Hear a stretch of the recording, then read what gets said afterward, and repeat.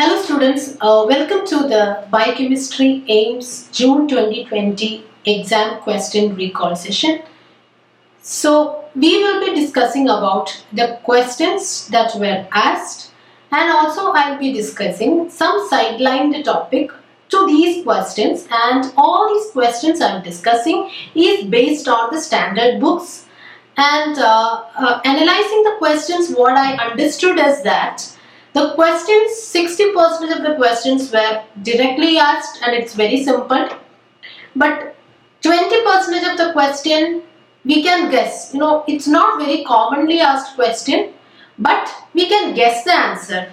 And 20% of the question is actually very rarely, I never expect such a question to come, but that was asked. So as usual, every exam, the competitive exam, you cannot feel that, you cannot find that 100% of the questions will be simple.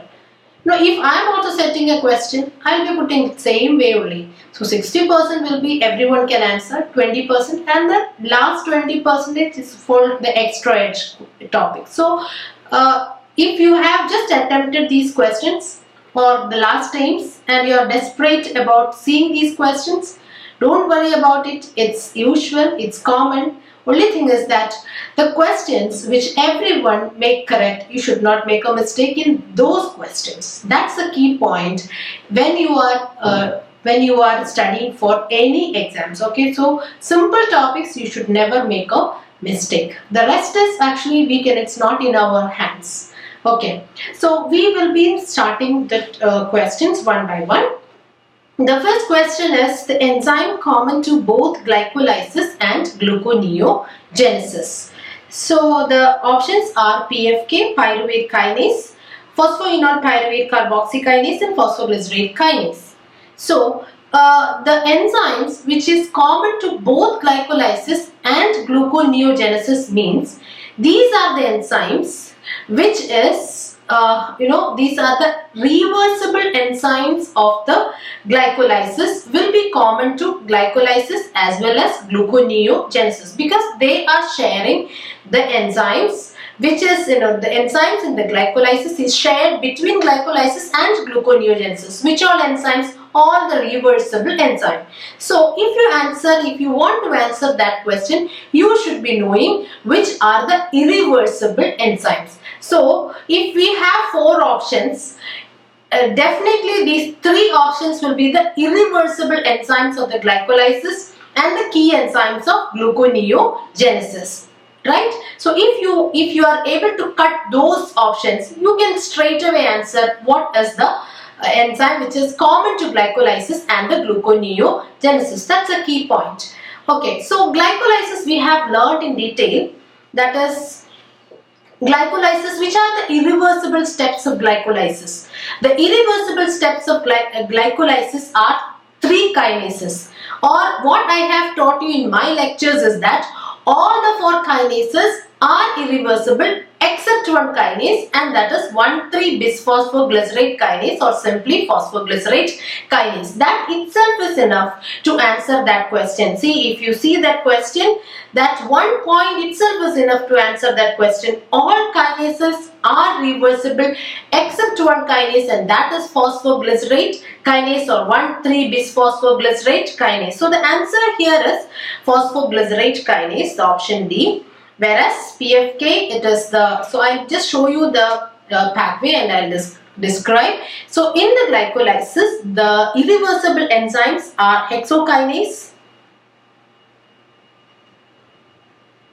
bar glucokinase,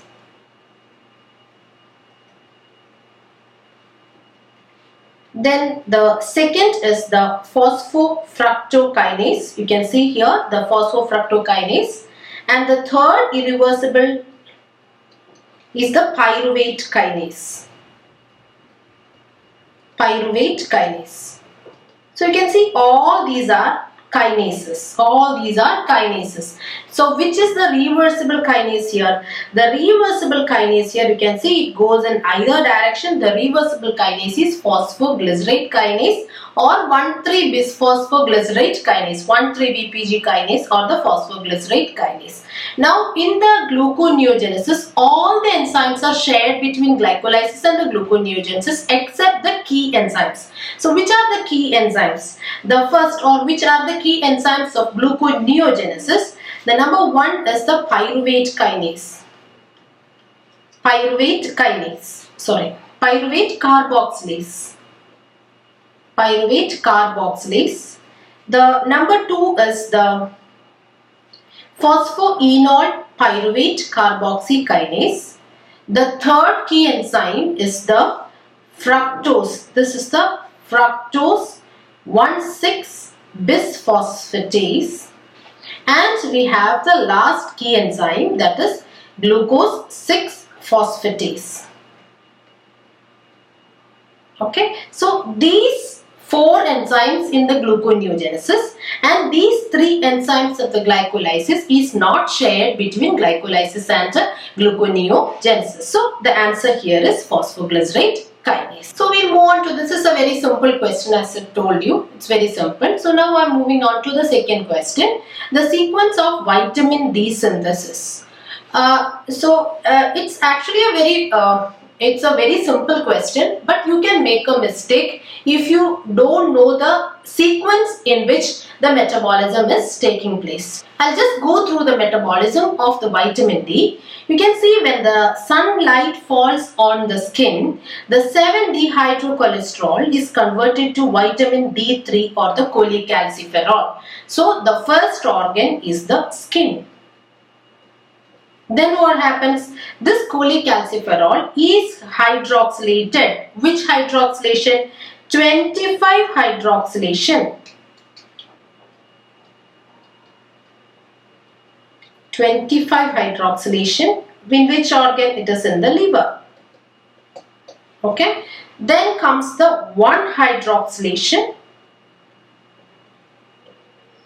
1 hydroxylation which is taking place in the kidney. So it is a very simple question. The answer is the skin, which is followed by liver, which is followed by kidney. So C is the correct answer. So moving on to the question number 3, identify the ring structure. And a list of glycosaminoglycans is given as the option, and what is the answer here? So before going to the answer, I'll just tell you about how to face such kind of questions. Because just by knowing what are the constituents of these glycosaminoglycans, you cannot answer. Why? Because you should be knowing the ring structure, then only you can identify what is the constituent in this glycosaminoglycan. So before answering that question, I will be moving on to a description about how to identify the ring structure when a question like this comes. So for this, we should be knowing the ring structure of certain carbohydrates. Number one will be the glucose.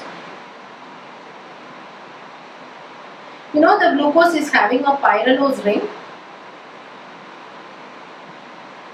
This is the pyranose ring of glucose, and here this is the first, second, third, fourth, 5, and this sixth carbon atom is outside the ring, that is CH2OH. In the first carbon atom you can find HOH, second carbon atom you can find HOH, third there is a difference, OH is above, H is down, fourth H is above, OH is below. Okay, and here this is also one H. So this is how the different side chains are distributed in this pyranose ring. So this is glucopyranose. Glucopyranose. Now is this alpha glucopyranose or beta glucopyranose?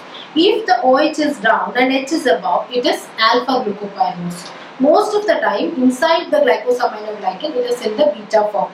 So I am writing the other one, OH is above, H is down. So this is beta glucopyranose. Okay. Now the next thing that you should be knowing is about the ring structure of galactose, because in keratin sulfate galactose is also present. So you should be knowing what is the difference in a galactose. So for that also I am drawing the pyranose ring here. The side chains will be drawing here. 1, 2, 3, 4, 5. This is CH2OH. Now OH here I am drawing H, OH, OH, H, and fourth carbon. We know glucose and galactose, how are they related? The fourth epimer of glucose is galactose. So here it will be, instead of HOH, it will be OH above and H down. This is how you identify the structure of a galactose. Okay. So this is a beta galactopyranose. Galactopyranose. Okay. Next you should be knowing, that a glycosaminoglycan is having two repeating disaccharide units. First is the amino sugar followed by an acidic sugar. What is the acidic sugar present? It is uronic acid. So what is the, how is the acidic sugar formed? It is by oxidation of these carbohydrates like glucose.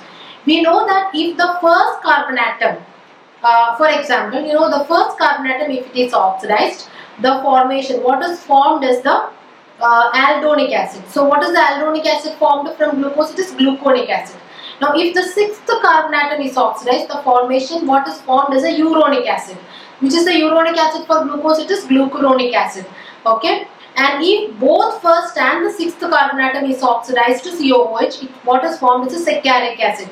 So here what we know, we should know in the glycosaminoglycan is a glucuronic acid, where the sixth carbon atom is getting oxidized.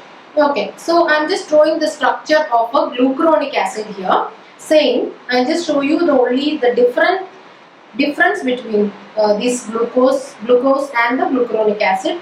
Everything is the same. The difference comes here in the case of the sixth carbon atom. In the sixth carbon atom, H is, so the CH2OH is replaced by a COOH. So that comes, that is a glucuronic acid. Now what you should be knowing is what is an idiuronic acid.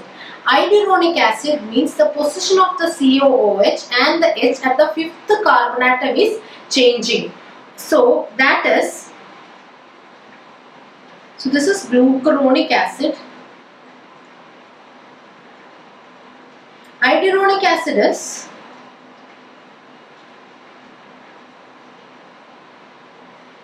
so in idiuronic acid the COOH is down and H is above. So this is idiuronic acid.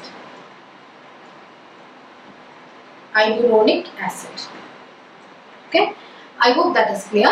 Now next you should be knowing is how an amino sugar is formed. So already we have seen how a uronic acid and idiuronic acid is differing.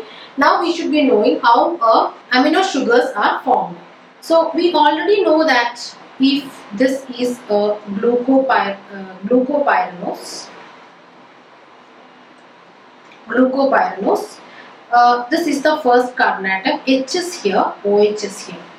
So in the case of an amino sugar, the change that happens is this OH will be replaced by an NH2. Then this is called as a glucosamine.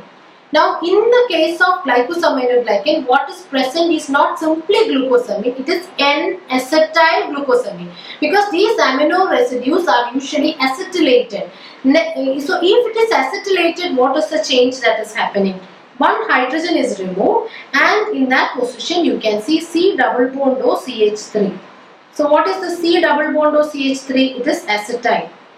So then this is called as N-acetyl glucosamine. So in the case of galactosamine, what will be the difference? Nothing. Only difference is, this is the fourth carbon atom, H will be here, OH will be here. In the case of galactose, OH will be above, H is below.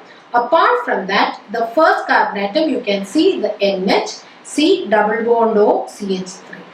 Okay, so just concentrate on the fourth carbon atom and the first. So you can find out whether it is N-acetyl glucosamine or N-acetyl galactosamine.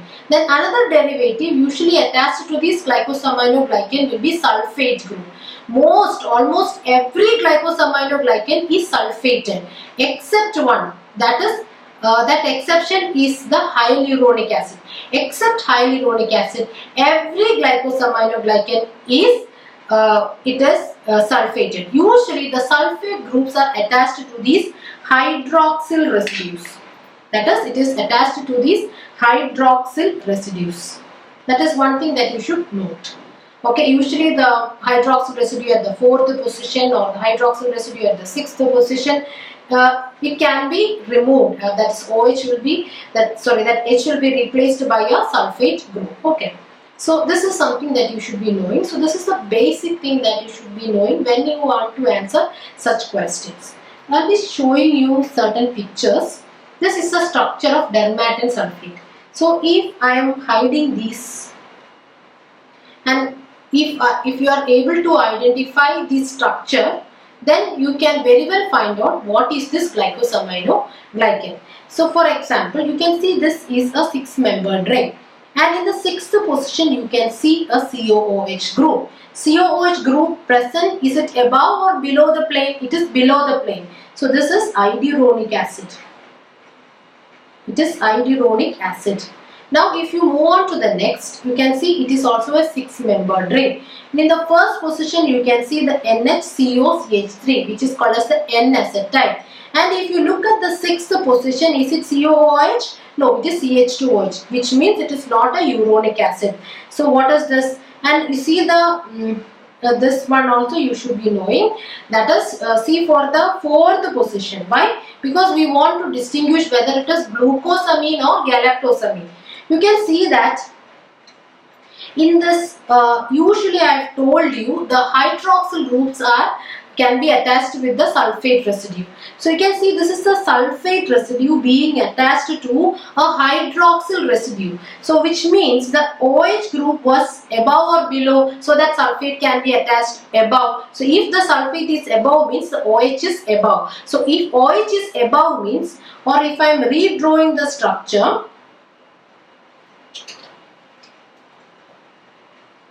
if I am redrawing the structure, you can see this is the oxygen, 1st, 2nd, 3rd and the 4th carbon atom. So if H is above, OH is below, then it is glucose.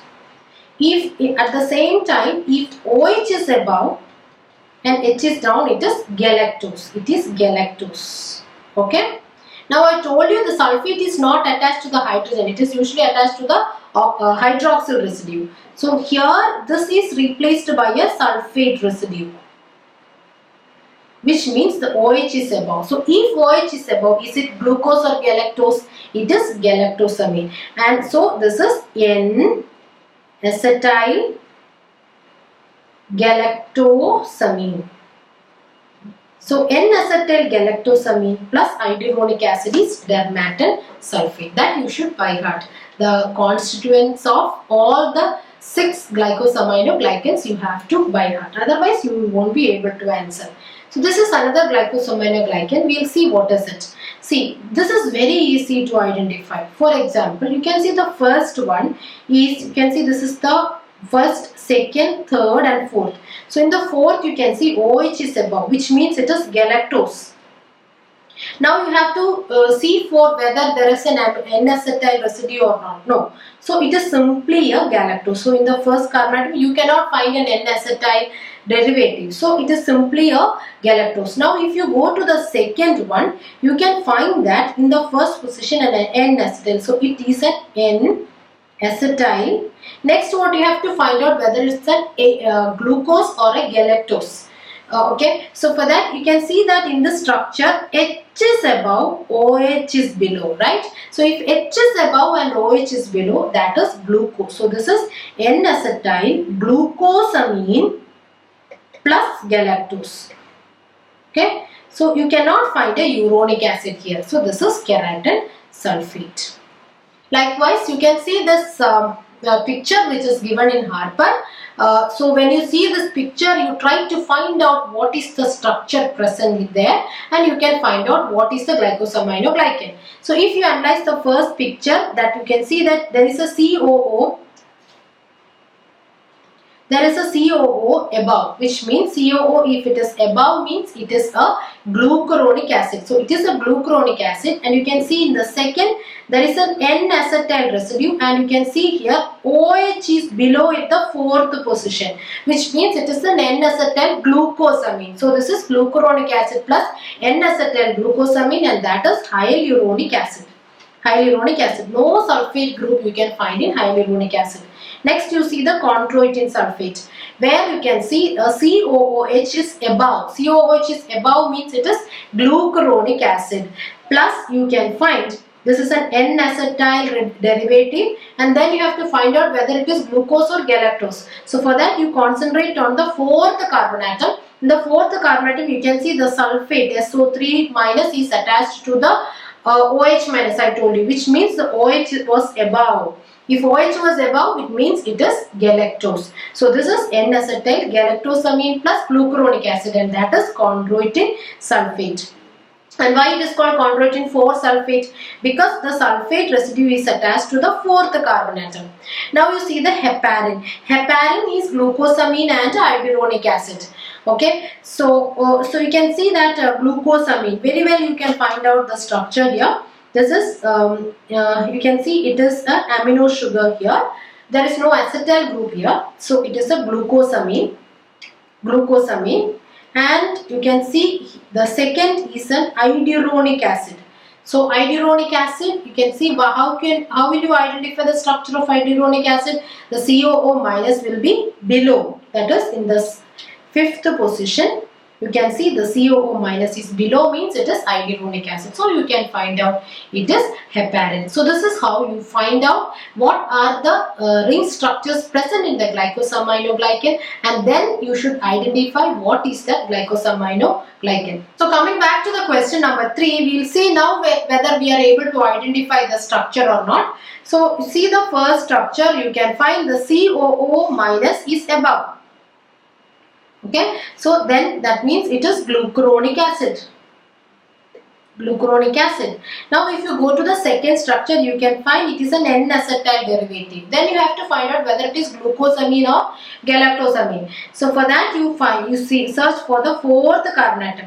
So you can see the sulfate group is usually attached to the hydroxyl group. So you can see this is actually OH was above. That's why sulfate was attached to you can see above the plane of that ring, which means this is galactosamine. So this is glucuronic acid plus N-acetyl galactosamine. So if that is, then what is the answer? It is chondroitin sulfate. Okay. So this is how you find out the answer for. So you should be from now onwards, I should tell you, you should learn all the constituents, and then you keep these things in your mind so that you will be able to identify such ring structures in future if it is asked also. So we'll discuss the question number 4. The intercellular communication in eukaryotes is by peroxisome, exosome and genome.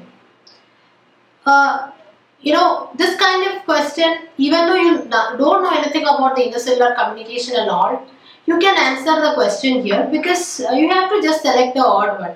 See, lysosomes, peroxisomes, etc. is actually a cell organelle. So it cannot be something which takes place, helps in the cell-to-cell communication, because it's an intracellular organelle. Then how it can help in intercellular communication? Genome. Definitely genome will not be the answer, because genome is the gene, the complete complement of the gene. So that anyway, that is not the answer. So I will be discussing about the exosomes. The answer here is exosomes. Exosomes, what are they? The exosomes, according to Harper 31st edition, it's a new thing that is added in the 31st edition of Harper. So what is the definition of exosomes? Exosomes are extracellular vesicles. So that is why we also call it as EVs. And they represent a novel. It's actually represent a novel but previously underappreciated mechanism. Exosomes were known prior, but it was not well appreciated, and its role, apart from being a waste disposal machinery, its role in cell-to-cell communication and other numerous aspects was not researched previously. So that is what it is given. It's a novel and previously appreciated mechanism of cell-to-cell communication. So definitely you can see the answer here is cell-to-cell communication is exosomes. So first we'll see what is an exosomes. Exosomes is enclosed in a lipid bilayer. You know what's a lipid bilayer? And these exosomes are heterogeneous in size, which means the size can vary from 30 nanometer to 2000 nanometer. Okay, so inside this lipid bilayer, what is carried by these exosomes? Exosomes carry they are couriers. They are called as the couriers for cell to cell communication, and you can see that it carry so many things, like it can carry the RNAs, different kinds of RNAs. It can carry the DNA. The DNA which is seen inside the exosomes are called as a cell-free DNA.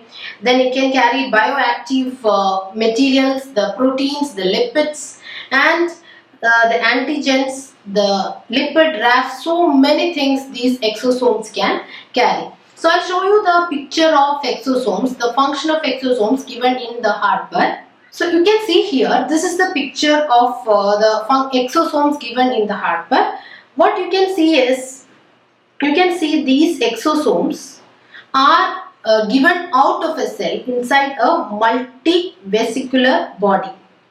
Multivesicular body. What is this multivesicular body? This multivesicular body is a part of normal endosomal trafficking which is seen inside the cell itself. So this multivesicular bodies, they carry these exosomes. So all these things what you can see inside the multivesicular body are exosomes. So these multivesicular body will fuse with the plasma membrane.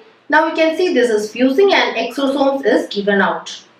Okay, now if you closely watch this picture, you can see the exosomes carry a numerous variety of things, like it can carry the mRNA, it can carry the miRNA, LNC-RNA, you can see it's protein, antigens, the genomic DNA, everything can be carried inside this exosomes, and even it carry the major histocompatibility complex.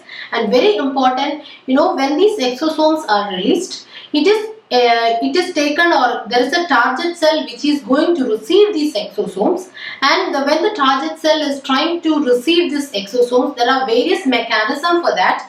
It can be endocytosis by pinocytosis or phagocytosis, or it can be a receptor mediated endocytosis as well. So this receptor mediated endocytosis is very significant. Why? Because this is called as a targeted delivery. So if you know the receptor mediated endocytosis, only if the receptor meet with its ligand, this exosome can be internalized into the target cell. So that is called as a target cell delivery. And numerous applications are there for exosomes. Actually, I have given a separate video on exosomes. If you come to my YouTube channel, you can find a separate video on exosomes. If you are interested, do watch that YouTube video, which I'll be linking in which I'll be giving in the description box. So here I won't be getting much time to describe everything about exosomes. It has a lot of applications in the diagnosis, in the therapeutics, in the pathogenesis of cancer. So many applications are there. So in a nutshell, what I want to tell is they are important mediators of cell-to-cell communication, and it is very important that it can carry lot of things inside that lipid bilayer, and all the things which is carried inside this lipid bilayer is relatively stable. Okay, so more you can watch in that YouTube. Okay, now I'm moving on to the next question. The ammonia is detoxified as. Ammonia is detoxified as glutamine is the answer. So just a few discussion about the transport of ammonia, which is very well familiar to you. So you know that any alpha amino acid is converted to its corresponding alpha keto acid.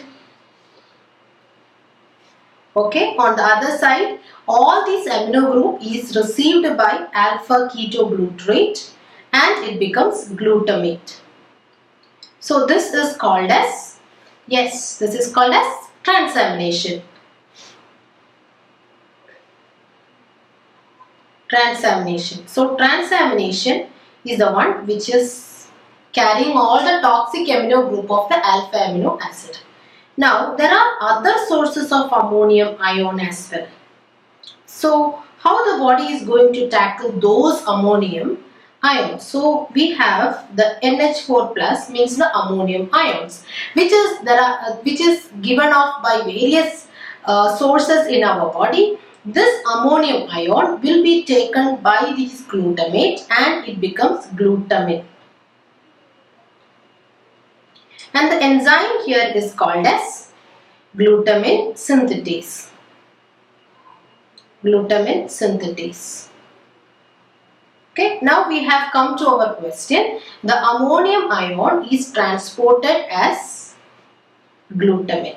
So this is the transport form of ammonia from most tissues,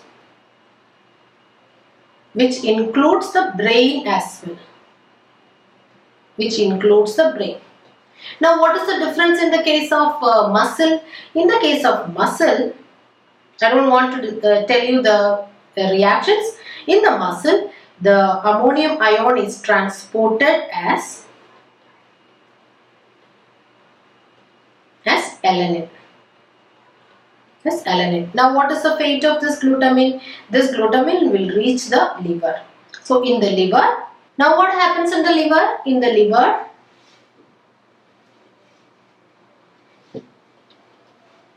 glutamine is converted back to glutamate. So by that, this NH4, which was trapped from various organs, is going to the urea cycle. Okay, this glutamate is again converted to alpha ketoglutarate. That also liberates one more NH4. This is also going to the urea cycle. This I have already given you in detail in the lecture series, so I don't want to describe many things here. So the transport form of ammonia from most of the organs, including the brain, is the glutamine. Now transport form of ammonia from the muscle, it is alanine. Now you should be knowing the name of the enzymes. Glutamine synthetase. The glutamine synthetase is also called as the first line trapping of ammonia. Now we are moving on to the next question, which is dicumarol decrease vitamin K by competitive, non-competitive, uncompetitive or suicide inhibition. You are all well familiar with it, that is dicumarol or the coumarin, this kind of coumarin derivatives. It is inhibiting an enzyme vitamin K epoxide reductase.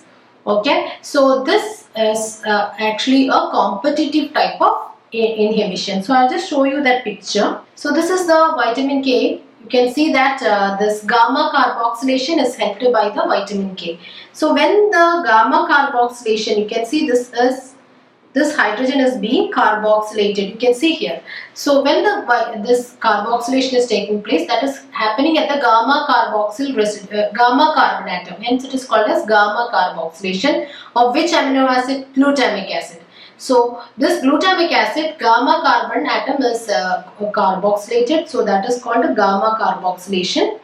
And this gamma carboxylation is helped by vitamin K. So when the vitamin K help in this gamma carboxylation, you can see this vitamin K in the reduced form is called as the vitamin K hydroquinone, which is converted to vitamin K 2,3 epoxide. Epoxide is it's a different structure. The structure, if you closely watch the structure, you can find an oxygen is attached to that carbon atom. You can see somewhat like this. So you can see two carbon atoms here. This is the second carbon atom, this is the third carbon atom. So you can see the oxygen is shared between the second and the third carbon atom. So that form of structure is called as an epoxide. So this epoxide is later on converted to vitamin K. This is by vitamin K epoxide reductase. So for this enzyme, this dicumarol is a structural analog of that substrate. So it is a structural analog of the substrate. Hence, this dicumarol inhibit the conversion or inhibit the enzyme vitamin K epoxide vitamin K epoxide reductase by competitive inhibition. And you can see that this is how the vitamin K dependent factors, factor 2, 7, 9, 10.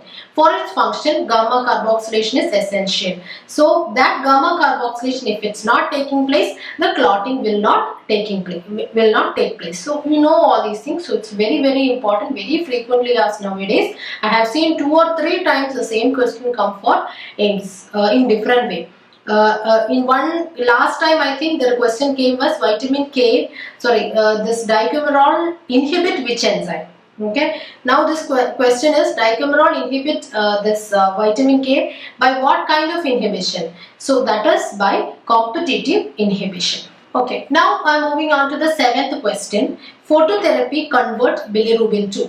Phototherapy converts bilirubin to urobilinogen, stercobilinogen, biliverdin or lumirubin. So, this kind of question, even the answer is lumirubin. Even though you don't know it, you can guess somewhat. Anyway, the urobilinogen, stercobilinogen, biliverdin, if it's converted to these things also, it is not going to help. So, it should be, if phototherapy is that we want to make it soluble. The bilirubin has to be in a soluble form so that it can be excreted from the body. So the answer here is lumirubin. So I just want to tell you about a few mechanisms regarding this phototherapy. The clinical jaundice, which means you can clinically evident kind of jaundice, or if it can be an indirect hyperbilirubinemia, they are reduced. Usually you can see that children, they will be exposed to sunlight. So if there is jaundice and all, physiological jaundice and all, the pediatrician will tell to expose the child to the sunlight. Why? Because the sunlight is having some reduction. That is, reduction will take place on exposure to the high intensity of visible spectrum. Why we are using blue color? If we are doing, that is phototherapy, if we are specifically doing, we use the blue spectrum of light. Why we are using the blue spectrum of light?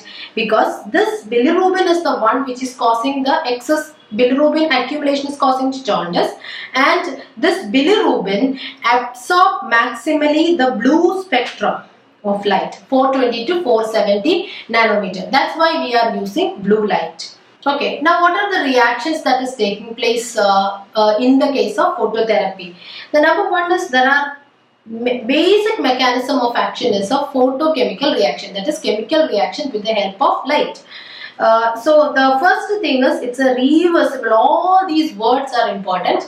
It's a reversible photoisomerization. That's the first reaction. There are different mechanisms. One mechanism is reversible photoisomerization, where you can see 4Z5Z bilirubin, which is a native unconjugated bilirubin, is converted. That is a native bilirubin which is converted to 4Z15E kind of isomer, and that is also unconjugated, but still this 4Z15E type of unconjugated bilirubin can be excreted. Where? Is it in kidney? No, it is bile. It can be excreted in bile without conjugation. So that will reduce the jaundice.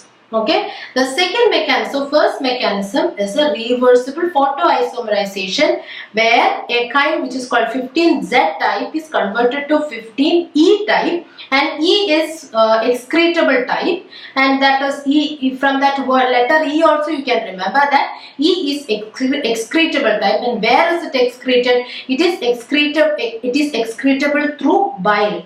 Okay, now the irreversible structural isomerization is the second mechanism behind the phototherapy. So there you can see this bilirubin is converted to lumirubin, and this lumirubin is excreted. That is also an unconjugated state. It is excreted through kidneys, whereas unconjugated bilirubin, we know that it cannot be excreted through the kidneys, whereas this lumirubin can be excreted through the kidneys. Now I just want to share an extra edge in this treatment of jaundice. There is a new thing, like a new treatment in the case of jaundice is metalloporphyrins.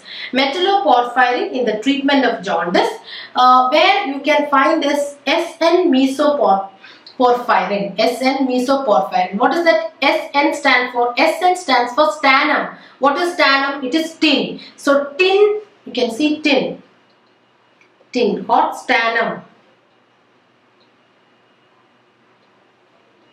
The stannum mesoporphyrin, it competitively inhibits one of the enzymes that convert this heme to in the heme to bilirubin, and that enzyme is hemoxygenase. Okay, so hemoxygenase enzyme is inhibited, hence we can reduce the amount of bilirubin. So this is a very new treatment in the case of jaundice, and that is called as SN-mesoporphyrin, which is a metalloporphyrin. What is the metal in that porphyrin? That is tin. And what is that porphyrin? It is a mesoporphyrin. All the following are related to DNA methylation except. So the options are DNA replication, gene silencing, mismatch repair, chromatin remodeling, bar capping. So if I am analyzing all the options, what I understood is that all the processes given here, there is a role for DNA methylation. But we have to choose the best answer out of it. So if the question is like this, related to, then all are correct, but then we can choose DNA replication as the answer. That's the least probable one. Hence, I am giving DNA replication. I am not saying that in DNA replication, methylation is not involved. There is a role for DNA methylation in DNA replication as well. But if the question is related to DNA methylation, then I will choose A as the answer. But if the question is DNA methylation is involved in all except, or taking place in all except, okay, then I will choose mismatch repair as the answer. Why?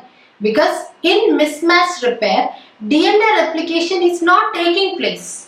It is just identification of the parent strand with a methylated adenine residue at the GATC sequence. That is happening in mismatch repair. There is no methylation taking place during mismatch repair. So, if the question is DNA methylation is involved in or taking place, then in mismatch repair, no DNA methylation is taking place. So, you can choose mismatch repair as the answer. Even now, I feel that that question is not related to. That question was involved in or taking place. So, taking place, then mismatch repair cannot be the answer. And moreover, mismatch repair, that the parent strand is methylated at the adenine residue at the GATC sequence, and that is how we are able to identify the parent strand etc. in the mismatch repair mechanism. That is called methyl directed mismatch repair. But that is taking place only in prokaryotes. In eukaryotes, the exact mechanism is not known. Right? So in all these ways, if the question is involved in or taking place in all except, then I will say mismatch repair as the answer. But as the question which I got from most of the students is related to, so if the question is like that, methylation is related to mismatch repair. Even though it is not taking place along with mismatch repair, it is related to. Yes, it is related to, because by methylation only the proteins or the enzymes involved in the mismatch repair mechanism is able to distinguish between the parent strand and the daughter strand. Then I will choose DNA replication as the answer. But again, all these, even DNA replication is not the answer exactly. But so in this kind of question, if you don't know much what was the question etc., what we can do is that we'll just discuss about all these options and see where this DNA replication, DNA methylation is taking place in all these processes. So first we'll see the chromatin remodeling. Now chromatin remodeling, is a process where the process that is taking place in the chromatin remodeling, this is according to Harper, histone modification, DNA methylation, and nucleosome repositioning, remodeling, displacement, everything is taking place as a part of chromatin remodeling. And what are these chromatin remodelers? These chromatin remodelers are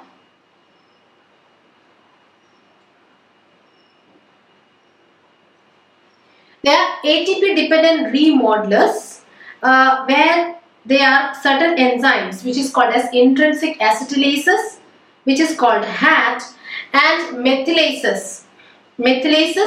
And these methylases are called SET. Okay, so these are the enzymes that is involved in the chromatin remodeling. And here I will just show you a picture of chromatin remodeling. This is not involved in the replication. This is a picture which is relatedly, which is shown in case of a transcription. So chromatin remodeling, because that was an option. So chromatin remodeling is taking place during transcription. That is, if there is gene activation or induction of transcription, or the transcription if it is activated, then the nucleosomes should be disorganized and these promoter sites should be exposed. So here you can see, I don't know whether this picture is clear to you. This is a picture that is given in the Harper itself. So there you can see these kind of acetylases. So in these chromatin remodeling complexes, the acetylases, methylases are all involved. So chromatin remodeling, definitely there is methylation, but that methylases can be histone methylations as well.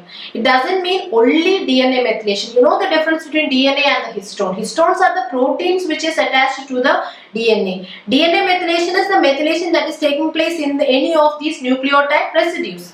Okay, so but methylation is taking place in chromatin remodeling. And we'll see the next option, the gene silencing. So it is very well clear that the DNA methylation usually taking place at the cytosine residue. So methylation of the cytosine residue turn off the activities of certain genes. Especially this is involved as a mechanism for cancer.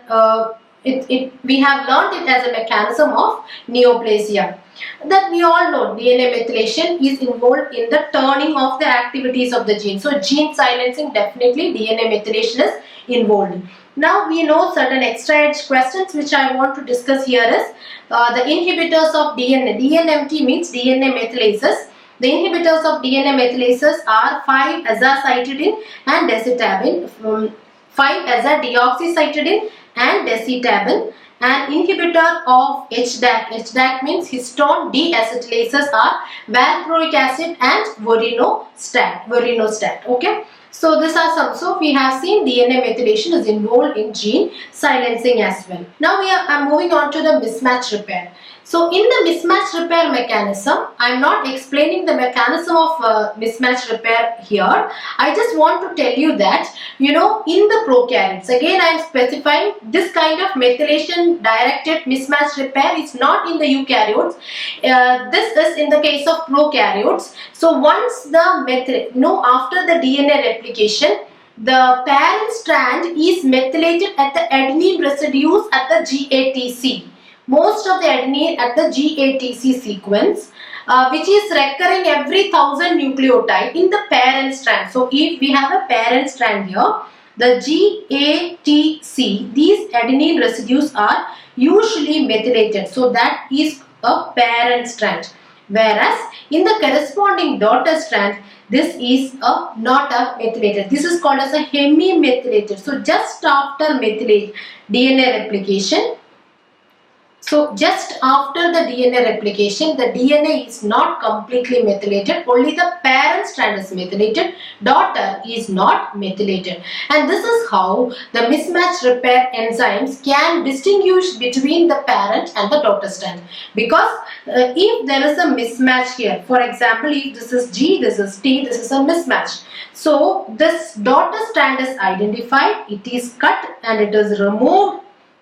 This segment is removed, this segment from the daughter strand is removed and it is later on filled completely by DNA polymerase and the this ligase enzyme, and finally the nicks are sealed by the ligase enzyme. So the proteins involved are various proteins are there: mut-S, mut-L, mut-H proteins. These I have described in the mismatch repair mechanism. So I just want to tell here is the methylation is not involved in mismatch repair. Methylation is related, yes, because this is how we are able to identify the parent strand from the daughter strand, agreed, but it is not a process that is involved in mismatch repair mechanism. So if the question was all the following are related, not related, that is all the following DNA methylation takes place in all the following except, I will say mismatch repair as answer. Again, to confirm this answer, I am again stressing one more factor, that is in eukaryotes there is no evidence for this methylation being helped in the mismatch repair mechanism. Okay, so depending on the question you have to answer. Related to, then you can say DNA replication as the answer. But if the question is involved in or takes place, then I should say, or I will say mismatch repair as the answer. Now we are moving on to question number 9. The enzyme not used in cholesterol synthesis. So we'll see the initial steps of cholesterol synthesis. We know that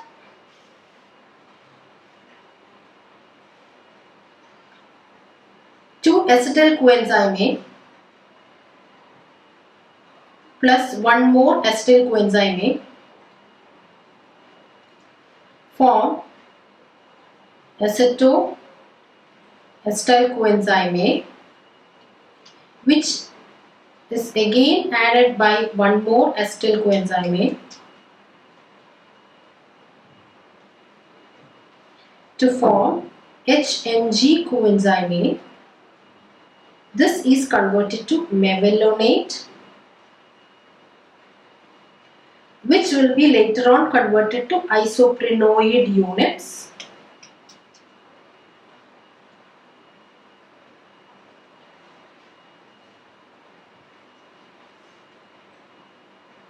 And the isoprenoid units is a 5-carbon unit, where 2 isoprenoid units join to form the 10-carbon compound. It is geranyl pyrophosphate. It is 10 carbon, which again combines with one more 5-carbon unit to form the farnesyl. This is a 15-carbon compound. Now 2 farnesyl join to form squalene. This squalene will later on form lanosterol,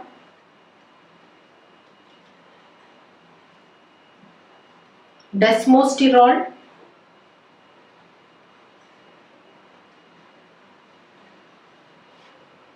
and finally cholesterol.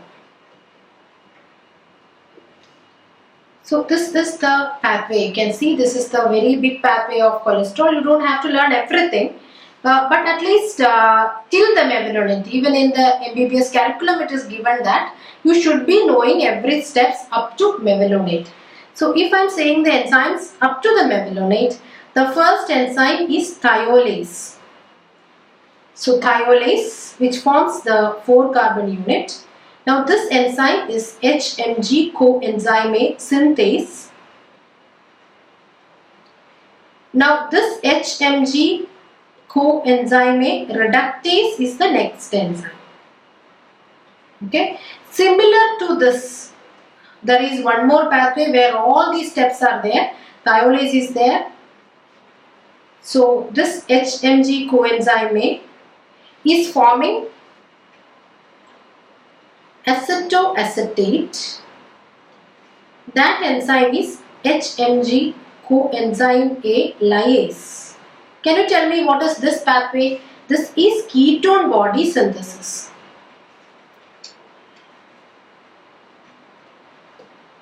Ketone body synthesis. Okay, whereas this is cholesterol synthesis. Cholesterol synthesis. Okay, now you tell me what is the answer. HMG coenzyme A is used. HMG coenzyme A reductase is used. Thiolase is also used, not lyase. That is going for ketone body synthesis. Hence, that is the answer. Now we move on to the next question. a pure conceptual question. Why glucose is stored as a glycogen form? So even if you don't know, you can guess the answer that it is the compact form. Body can use up to 1 week. No, glycogen will give energy only up to 16 to 18 hours of fasting. After 16 to 18 hours, glycogen is depleted. Multiple reducing end. That was the option where many of the students were confused. It is not multiple reducing end. It is multiple non-reducing end. Multiple non-reducing end. And I will show you the picture of it later. It can store in various sites. No, it cannot store in various sites. Only two organs are there where glycogen can be stored. One is the liver and the next is the muscle. Okay. So the best answer or the answer here is the compact form. So I'll discuss a few words about this question. Why glucose is stored as glycogen? This is as per Leninger. One is the glycogen is extensively branched. That is why there is a branch every 8 to 12 residue. That makes it more compact than starch. That's why it's not stored as starch in humans. It is stored as glycogen because it has multiple branches than starch. And hence it is more compact. You know, if it is more branches, more glucose will be there and it is compact. So that is the answer here. Now what about this reducing and the non-reducing end? So I just want to show you a picture. That is, if there is a glycogen, if you have a glucose molecule here and if there are so many other glucose molecule attached to it, it has, if it has one, that is if it has one reducing end, the number of non-reducing end will be n plus 1, which means, see, if there are n branches, not number of glucose, if it has one branch, the number of non-reducing end will be n plus 1. So if it has 100 branches, the number of non-reducing ends will be 101. So n branches are there, the number of non-reducing end is n plus 1. Then what is the peculiarity of this non-reducing end? If the glycogen has a focus here and so many branches here and there, okay, so these ends are all these ends. See, if this is glycogen, this will be the all these ends are the non-reducing ends. Non-reducing ends, and the glucose, you know, these are all small glucose which is forming these branches. The glucose is released from these non-reducing ends. So if there is n branches, the number of non-reducing end is n plus 1. So the possibility of the glucose being released from multiple ends, that is the very important point regarding. So it has only one, this center. This is the only reducing point and the rest will be the non-reducing. As the glucose is released from these non-reducing ends, the glucose can, when glycogenolysis is taking place, the glucose can be cut from multiple sites. Again, that is why glucose is stored as glycogen, because highly branched.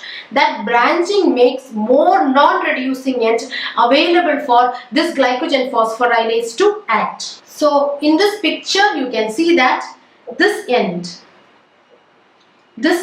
is the one end. You can see this is a branch. See this end point that is marked pink color. These are all non-reducing end. Non-reducing end. Then one more point is there, why glucose is stored as glycogen. Inside the cell, if the glucose is stored as multiple, if there are multiple glucose as, not as a single compact structure called glycogen, if it is stored as glucose, what will happen? If this is the cell, then the molarity, the osmolarity inside the cell will be around 0.4 molar. So if it is stored as glucose, whereas if it is stored as glycogen, the this osmolarity inside the cell is only 0.01 micromole. See how much difference is there. What will happen if there is if it is stored as glucose? These osmolar thing will attract water into the cell and the cell will burst, right? So that is why God has made the glycogen, which reduces the osmolarity inside the cell several times, reduces it several times, so that osmolarity inside the cell when it is stored as glycogen is only 0.01 micromole when it is compared to 0.4 molar, which is if it is stored as glucose, and hence again that's the reason why glucose is stored as glycogen. Okay, so from that option the answer is it's compact, and it's not multiple reducing end, it is multiple non-reducing end. Now I'm moving on to the next question, the question number 11. Which vitamin deficiency causes neonatal seizures? The answers are pyridoxine, niacin, riboflavin, thiamine. So this is a very common thing known to you, that is which is called as a pyridoxine dependent seizures. So the neonatal seizures, one of the most important cause is not, I cannot say the most common cause, but for refractile seizures in neonates, the first thing you have to exclude, at least you have to exclude a pyridoxine deficiency, and we used to give a pyridoxine dose to refractory seizures. Okay, I just want to discuss a few points regarding this pyridoxine dependent seizures.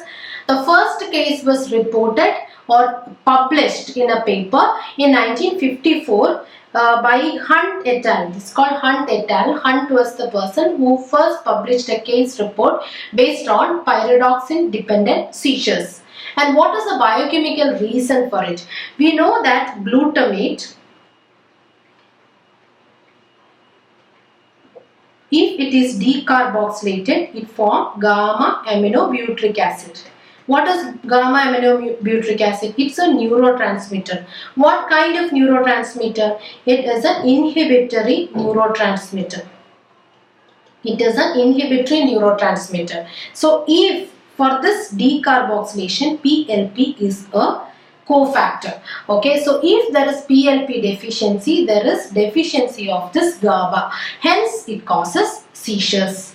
What are the other deficiency manifestation of pyridoxine? You can see listlessness, irritability, seizures, vomiting, failure to thrive, peripheral neuritis, and you can see the skin lesions like glossitis, chelosis, seborrheic dermatitis, oxaluria. Why oxaluria? Because oxalate stones that is involved in the glycine metabolic pathway I have given you.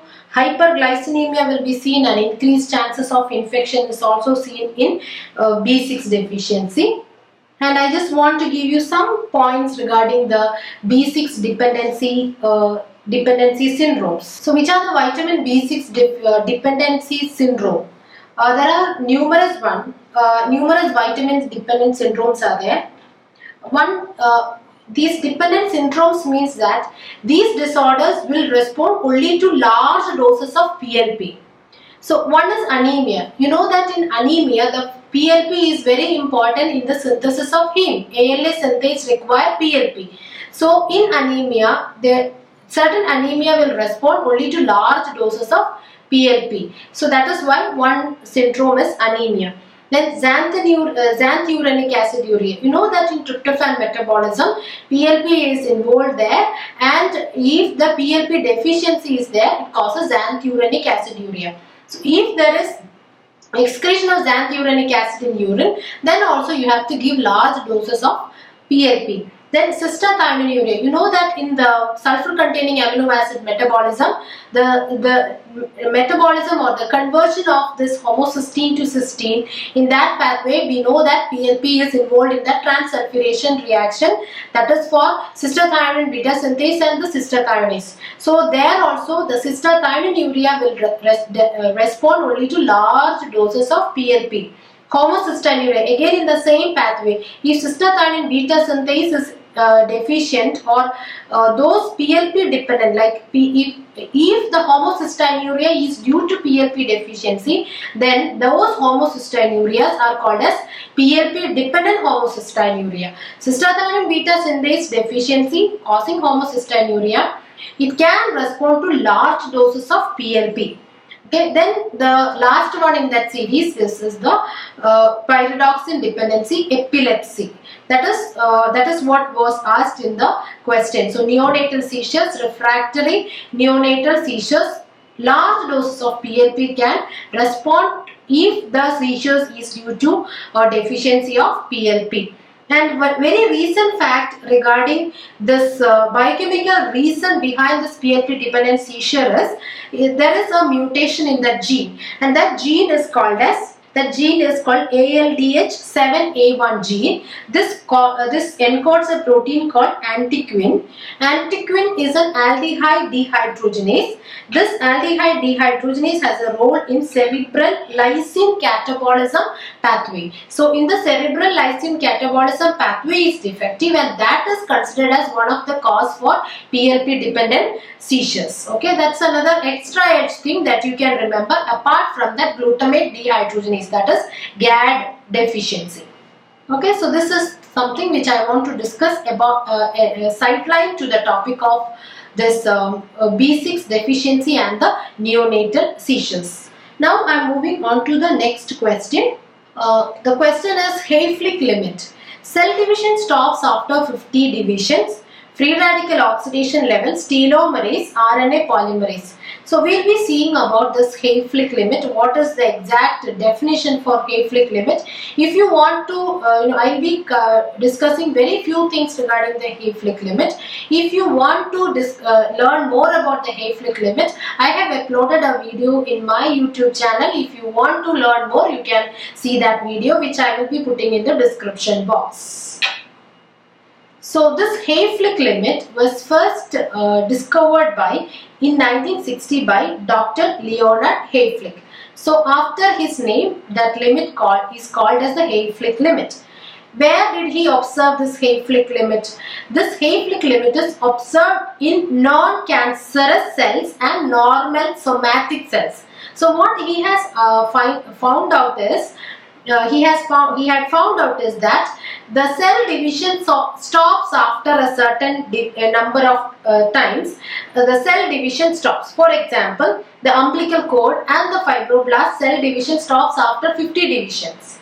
So that is because, what was the reason behind this stopping of the cell division was not clearly understood for him, but later on it was found that the telomerase enzyme, which is present in the stem cell and the cancer cells, is responsible for multiple cell divisions and multiple replicating potentials.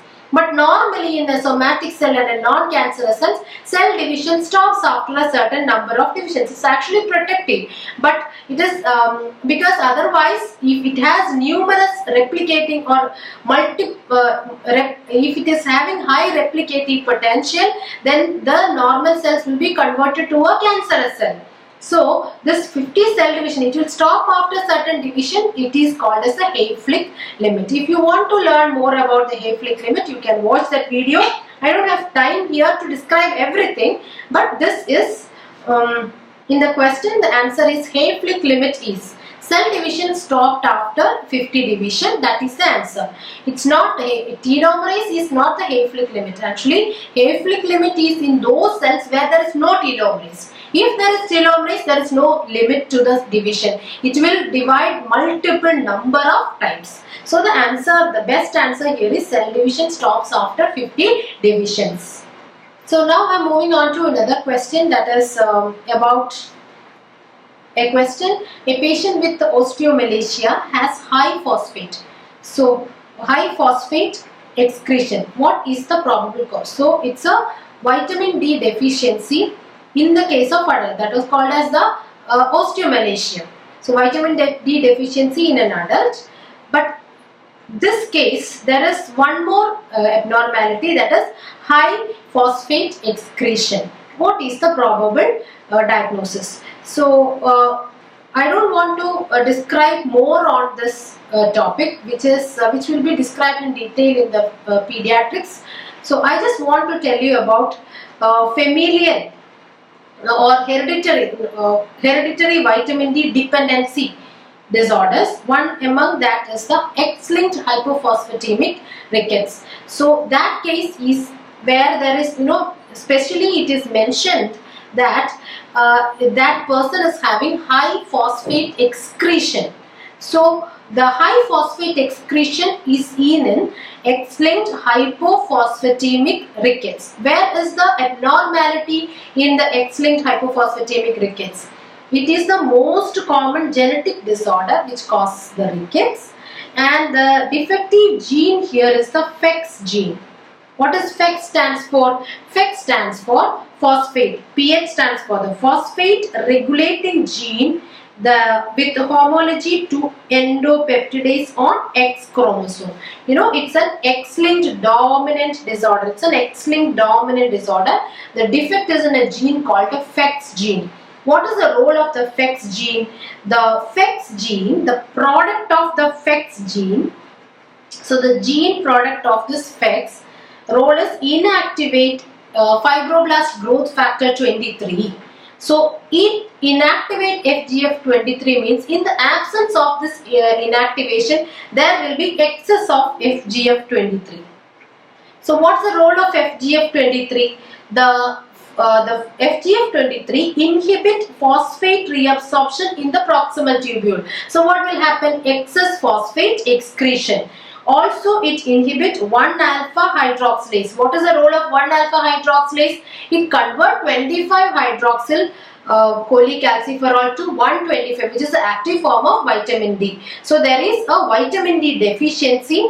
At the same time, there is phosphate excretion. So this is X-linked hypophosphatemic rickets, and more about this will be discussed in the pediatrics. So I don't want to go in details about it. I just want to tell you about where is the gene defect. Which of the following is incorrect in RH incompatibility?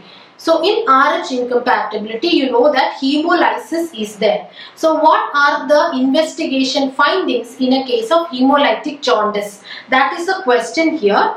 I just want to describe about this table which is given in Harper. So RH incompatibility, there is hemolysis, which means the jaundice, there is a prehepatic jaundice. So I'll just tell you about what are the biochemical biochemical parameters that is find abnormal in a case of hemolytic or RH incompatibility.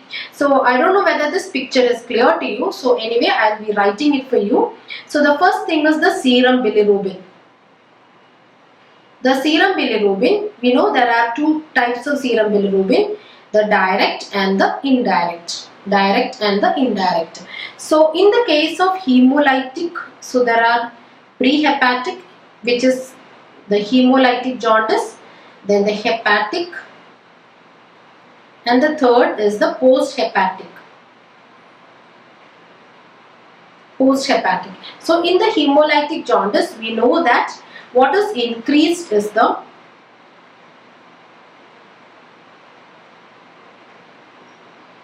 indirect or the unconjugated bilirubin. Unconjugated bilirubin. In hepatic, both will be increased. In post-hepatic, direct is more. Direct is more. Now, the next one will be the urine findings. Urine urobilinogen and urine bilirubin. So I'll be discussing these two, urine urobilinogen. You know, in hemolytic jaundice there is excess bilirubin production, and which is beyond the limit of the liver to conjugate it. So you can see that there is excess, and apart from that, you can see more bilirubin is produced, more urobilinogen is also produced. Okay, so in hemolytic jaundice, you can see that the urine urobilinogen is increased. In hepatic jaundice, we know that the urine urobilinogen can be decreased or increased, which means in the hepatic, initially if there is an, if in hepatic type of jaundice, both kind of things are there. So initially if there is no obstruction, urobilinogen will not be decreased, but if there is obstruction, then urobilinogen is decreased. So we can be plus or minus. Whereas in the post hepatic, we know that if there is obstruction, the urobilinogen is not at all produced. So definitely it is absent. Then comes to the urine bilirubin. What is the test to detect the urine bilirubin? It is a modified Faucher's test. Faucher's test. What is the test to detect the urobilinogen? It is Ehrlich test. Ehrlich test. So coming to the urine bilirubin, usually conjugated bilirubin can be present in urine, because conjugated bilirubin can be excreted via kidneys. So if there is direct hyperbilirubinemia, then urine bilirubin will be present. Okay, so in post hepatic it is direct hyperbilirubinemia, so it will be present. In the other case, hepatic plus or minus, because depending upon the level of obstruction only we can say about that. Now in the hemolytic jaundice, we can see that it is an unconjugated bilirubin, so it can never present in the urine. So it is definitely negative. Okay, so it is negative. Right, so this is the urine bilirubin, and coming to the fecal urobilinogen, also the same thing. Just like urine urobilinogen, the fecal urobilinogen or stercobilinogen, whatever is it, if it is increased in the case of hemolytic jaundice and absent in the case of obstructive jaundice. That is why the feces is clay colored in the case of obstructive jaundice. Okay, so we'll see that question. So which of the following is incorrect in RH incompatibility? Increased RH incompatibility is a hemolytic type. So increased unconjugated bilirubin, in RH incompatibility is a hemolytic. So it is correct. Increased fecal urobilinogen in hemolytic type of jaundice, urine as well as fecal urobilinogen is increased. So that is correct. Increased urine urobilinogen, definitely the same. It is correct. Increased urine bilirubin, no, because this is unconjugated bilirubin. So urine bilirubin increased, no, it is not the answer. It is not seen. Hence D is the answer. So because the question here is incorrect. So before concluding the session of this discussion of June 2020 AIIMS questions, I want to say a few words about strategical preparation of biochemistry. The very first thing I should tell now, especially in this time where we are all stressed up, that is the COVID times, the first thing that we should have is an attitude. We can have a positive attitude. There are actually very less things that when we think in future also, if we actually thinking the positive thinking or the positive aspect is reducing and the negative aspect is more, I can also understand. Even I am stressed up. But we have to concentrate our own on the positive things rather than the big, huge negative things in front of us. Why we are all stressed up? Because there is an uncertainty in front of us. We don't know whether we will get this COVID, what will be happening, whether we leave or not. So many things are there. What will happen to our PG preparation? What will happen to our family? I'm going to get married. What will happen? Or I'm just married, or I am pregnant, or my wife is pregnant. She is lactating. What will happen? So many stressful things are there in front of you. Not only in front of you, in front of me also. So when the negative factors are increasing and the positive things is decreasing in all our lives, especially we the frontline warriors of this bio warfare or whatever is it. Okay, but our concentration should be on the positive aspect. We will overcome. We will overcome one day. Where that's for sure. So that positive attitude should be there in our mind. The very first thing I want to tell is that. So in a day, if we have 24 hours, you have to find certain 1 hour or half hour a day to think about all these stressful things. For example, 6 to 6:30 or 7 to 7:30. Only that time I will think about the uncertainties in front of us. So you have to find out, you have to drill yourself and find out a specific time in a day to think about these uncertainties in front of us. Which means if this kind of negative factors come to your mind in other time, then you just neglect it. And say to yourself that I will think about it only 6 a.m. or 6:30 a.m. to 7 a.m. So like that you have to train yourself.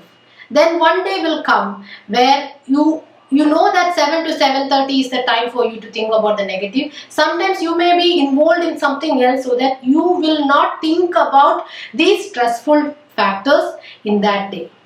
Okay, so like that we are trying to overcome this uncertain situation in front of us.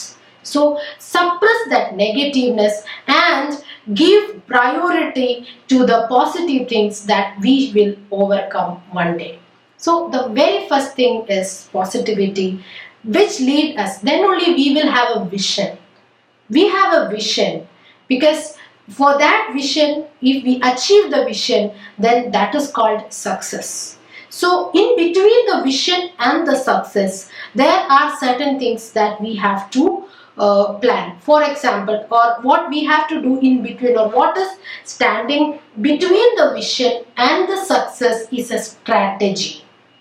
Once you have a strategy, you have to focus on these strategies. So this is a stepwise manner, or stepwise we are going to success. So first we change the attitude. That is the very first thing that we all should keep in mind. So here I just want to give you a few strategies that you can follow. Once you have suppressed your negativeness, and then you have a vision, and then you make, once you are ready to make a strategy, see, this is how I can help you.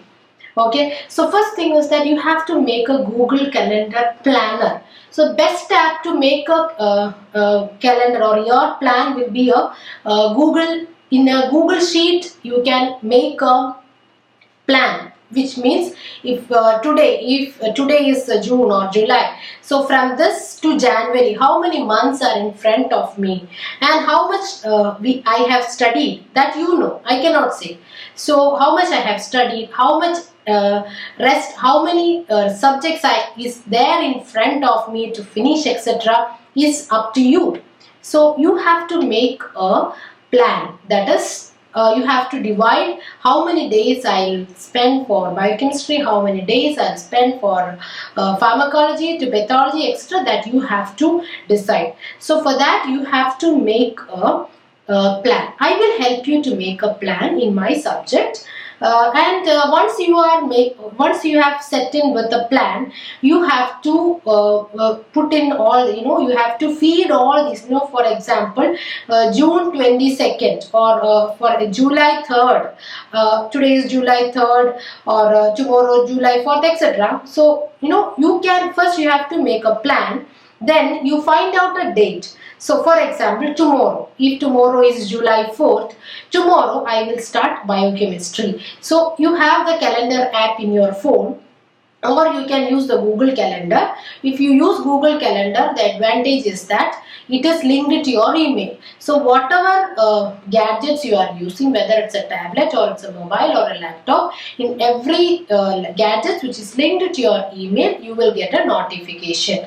So put the notification on for the Google Calendar, and you have to make a plan. So for making the this year plan or the timetable also, you can use the Google Sheet. Advantage of Google Sheet is that it is syncing to your email. So whichever gadgets you are using, you can access the Google Sheet using your mobile. You can use it with your tablet or with your desktop, whatever you are using, you can, because it is all saved in your drive. So make a Google Sheet of your plan, make a Google Calendar so that you will get a notification that this is the day that you have to start this subject, etc. You have to make. And the next thing is that, within the different subjects, we have to prioritize whether which subject I have to give a weightage. I should give weightage to biochemistry or to orthopedics or to pathology. That you have to find out. That I cannot make it for you. You have to make for your own self. I will tell about my subject. And based on the priority, you have to decide whether you have to do the videos, you have to do the QBank only, or both QBank and videos, both QBank or all QBank videos, pearls, everything I have to do, etc. can be planned only if you have a priority list in front of you. So I just want to discuss about a Google Sheet which I have made to help us to prioritize the topic. For example, here I have given the Google Sheet of a carbohydrates topic. So first thing is that you have to divide the carbohydrate into different topics. Okay, for example, here I have given chemistry, glycosaminoglycan, glycolysis, gluconeogenesis, etc. So to divide this into topics, either you can use the videos. In that you can see in the carbohydrates different topics are given under that, chemistry of carbohydrates, glycolysis, gluconeogenesis, like that. Either you can make the topics from the list of the videos, or from the list of the in the QBank also you can find the list. Or what you can use is, you can use the book, review book of that corresponding subject. In the book it is given, in the back review questions are there. In the review question you can see the subtopic. So you can use whatever resources it is in front of you. Okay, so you have to divide that subject or that particular topic into subtopics. Then what you have to do is, whenever, suppose today I am going to start with the carbohydrates. So, or today I am going to start biochemistry. The first thing is that you have to make a Google Sheet of this. And you have to divide that chapter into topics. Then what you have to do is, you have to do the previous year questions. Very, very important. That is the first thing that you should do. So, in the previous year question, if you are taking a previous year question, you can do either from the app or from the book. From the book, I can clearly say that last 5 or 6 year questions are there in the book, where you can find, because the source for that question is my students. My students, they gave me that treasure to me, and that treasure I have given in my book in the last pages of every chapter. So go to the review questions first. So in the review question, if you are doing the first question, you know which topic that question is coming from. So if you have done that question correct, you mark it as, so suppose if that question was on glycosaminoglycan, you mark it right, then you put a tally mark 1. Or in the Google Sheet, you can write that 1. We can type 1, and you know that Google Sheet can be deleted. In next time, if you have made 2 questions correct, you delete that 1 and make it into 2. So if you have made, or you can put the tally mark also. So first you do the tally. And the second question was actually not sure for you. It came from gluconeogenesis. You are not sure about the answer. So then the gluconeogenesis, you put a tally mark in the guessed column, in the guessed answer column. Next question was on glycolysis. So in the glycolysis, the question which I was not at all aware of that question, I made that question wrong. Then I will put in the glycolysis, I will put a tally mark on the wrong answer. So by this, what you are doing is, you are doing your first study. and you are analyzing which all topics are important in every exam. For example, here I have given it into different modules. For example, the first three is about, see, if the question came from PGI, and if I put, if I am putting this on in this PGI, means that this is the glycolysis guessed answer in gluconeogenesis. If that question was came for AIIMS, then I will put the tally mark here based on which topic that question came from, whether I made it right, wrong, or it was a guessed answer. So after your review questions are over, your first study of carbohydrate is over. And after that study, you will understand what is important in carbohydrates. So for example, if I am getting, so total is here, if I am getting 40 questions in gluconeogenesis, 20 question in glycosaminoglycan, then in the glycogen, if I am getting 30 question, I have understood that gluconeogenesis is a very important topic for all the exam. Apart from that, you can understand, in the PGI itself, if I am saying gluconeogenesis came around 14 times, whereas in the AIIMS it came only 6 times, like that, then I can understand gluconeogenesis is very important for PGI, whereas gluconeogenesis is not that much important for AIIMS. That also you will understand. So you can understand which topics are needs the first priority in carbohydrates, that you will understand. So don't waste time. This is not a wasting of time also, because you are doing your first study and you are statistically arranging what should be prioritized for every exam. For example, gluconeogenesis is very important for PGI. Gluconeogenesis is not that much important for AIIMS, not that much important for JIPMER. That also you can understand from this Google sheet. Apart from that, what is the extra extra advantage apart from prioritizing the topic for all the exam is that I have subdivided it into right, wrong, and the guessed answer, so you can understand your weak point also. For example, gluconeogenesis 30 question, for example 14 question came totally for PGI in gluconeogenesis. I made 12 questions correct and only 2 I made wrong, which means gluconeogenesis is thorough for me. Or total 30 questions is there for gluconeogenesis. I made 20 correct. Only 10 is guessed or wrong, means gluconeogenesis is an important topic. At the same time, I know something about gluconeogenesis. So, if you make a strategical plan like this, so the advantage is that you can find out which, in carbohydrate, which is the most frequently coming topic in TOTO, which is the most important topic, you can understand. And you can also understand gluconeogenesis is important for AIIMS, or gluconeogenesis is important for PGI, not for AIIMS. That also you can understand from this table. And then you can find your strength and the weakness, because gluconeogenesis is important for PGI and not that much important for AIIMS. And at the same time, I have made almost 70% right answer in gluconeogenesis. Whereas when I come to the glycosaminoglycan, the question is 20 questions came for glycosaminoglycan, and I can find out this was important for NEET. This is important for PGI, because I know how much is the number of questions came for PGI, AIIMS, JIPMER, etc.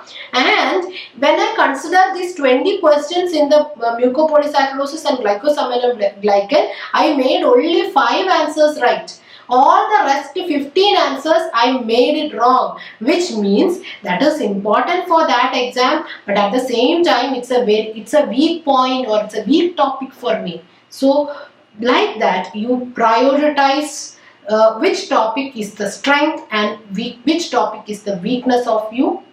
And if you find if a topic, glycosaminoglycan, for example, if I am saying it is not a strong topic for me, you have to do the videos.